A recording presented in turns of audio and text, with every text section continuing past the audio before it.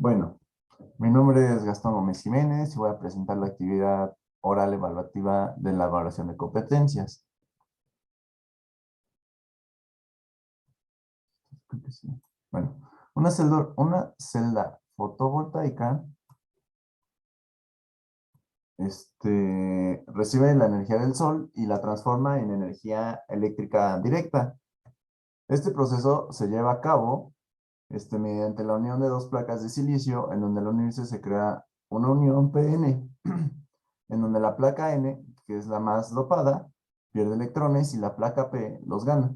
Por lo tanto, se generan dos polos, positivo y negativo, y ahora al hacer esta unión PN, se genera una zona de agotamiento en medio de las dos placas, donde si al recibir la energía del sol, los electrones que se almacenan en esta zona de agotamiento, se empiezan a distribuir en las dos placas. Al momento de tener una gran concentración de electrones, en ambas se empezará a generar un diferencial de potencia, que a conectar a un artefacto se va a expresar con energía directa. Luego, si mediante las leyes de Kirchhoff podemos analizar el comportamiento de las conexiones en celdas, sabemos que la conexión en paralelo, los voltajes son iguales y la corriente se suma. Por otro lado, la instalación en serie, los voltajes se suman y las corrientes son las mismas. Luego, una vez explicadas estas leyes y comprendiéndolas, podemos basarnos en las mismas para plantear un ejemplo para poder entender cómo cambia la potencia dependiendo de la conexión. Primeramente, estos son los ejemplos que se hicieron en el reto. Entonces, es explicarlos. Primeramente se hizo 6 celdas que en serie tuvimos un potencial máximo de 94.81 watts. Y si conectamos otras 6 celdas en serie, con otro conjunto en paralelo, tendríamos el doble de potencia. Esto debido a que las mismas leyes nos dicen que la corriente se suma. Por lo tanto, al tener dos corrientes de 34, obtendremos una corriente de 68 miliamperes.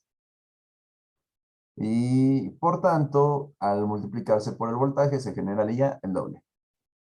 Ahora bien, cabe resaltar que dependiendo de la irradiancia que se tenga, los paneles solares, será la cantidad de corriente de energía y la potencia que se generará, debido a que a menor irradiancia, menores valores obtendremos. Luego, en los ejemplos de abajo, los últimos dos, se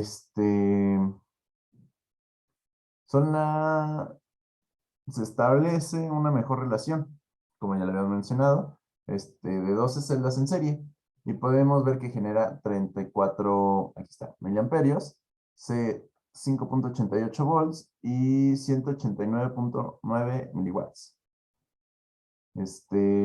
Y en el ejemplo de abajo, que son las mismas 12 celdas en serie, pero con una irradiancia distinta, ah, como se puede observar, los valores disminuyeron. Entonces, dependiendo de la irradiancia, que es la energía que reciben los paneles solares, se guardarán estos valores. Ahora, de acuerdo a lo dicho en lo anterior, los paneles solares generan energía directa. Por lo tanto, esta energía no se puede utilizar, ya que no se puede utilizar, ya que quemaría nuestras casas. Por lo tanto, se conecta a un inversor de corriente, cambia la corriente directa a corriente alterna. Con esto se podrá utilizar esta energía sin dañar nuestros dispositivos electrónicos. Ahora, cada inversor de corriente tiene un tope máximo de potencia que puede guardar, por lo tanto, dependiendo del inversor que querramos convertir, será la conexión que tendremos que realizar. Y también dependiendo de la irradiancia que se está recibiendo en los paneles solares, será un factor importante. Luego, tomando como un pequeño ejemplo en donde se reciban 1000 volts de irradiancia en un panel solar, tendríamos que poner 4 módulos de paneles solares en serie, en paralelo, para poder generar un total de aproximadamente menos de 400 watts. Luego, por lo tanto, tendremos que comprar un inversor un poco más allá de esta cantidad para que pueda ser útil y pueda generar esta energía. Por otro lado, y haciendo un hincapié, en México la irradiancia es muy alta, como se puede ver en la imagen de la derecha. Tenemos una irradiancia de aproximadamente 2140 kilowatts hora por metro cuadrado. En las zonas rojas, donde se recibe más, que es donde se recibe más irradiación,